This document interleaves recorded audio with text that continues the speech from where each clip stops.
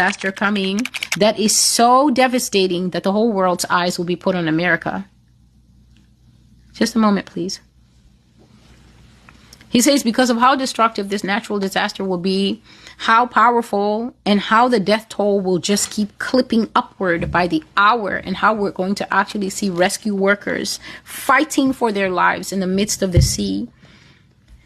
It's going to be a singular event of note. And he says to the rescue workers, you will be consumed in the midst of the sea and seen no more. Please listen.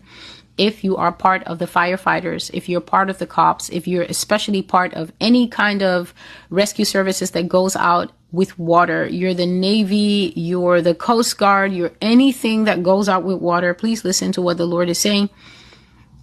He says there's a destruction coming to America that will involve the sea, and rescue services will drown in the midst of the sea.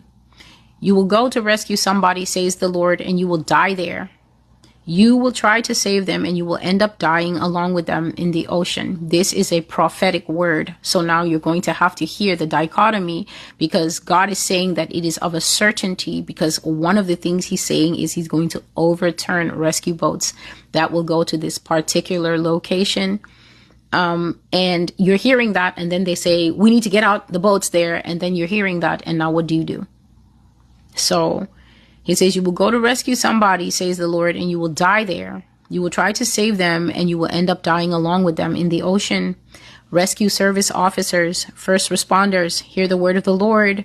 You will die in the sea. Your grave will be in gray water. You who goes to someone to save someone, you will stay in the sea. You and them will die together. So know that if you go out with the boat, I will overturn it and I will cast you into the midst of the sea. Remind them what was done in Egypt. Thus says the Lord. And this is not limited to this natural disaster that I'm going to talk about here. It can happen anywhere else. Water disasters, basically, I've been saying for a while, and God is reiterating it. He's restating it. He's reinforcing it.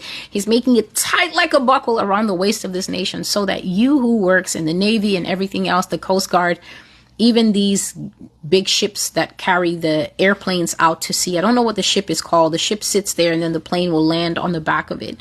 Something like that. God is letting you know that there is judgment upon the land, and now he's going to start to trouble the waters when you want to do rescues, when people are drowning, when there's flooding. Even the little rescue boats where 3 guys will go out from, the city to try and go house to house. Can we rescue anyone? The Lord is trying to say that the conditions are going to be a way to fight America, and rescue services are going to die. You're going to start to see the rescue services people die. And I handled this as far back as 2022.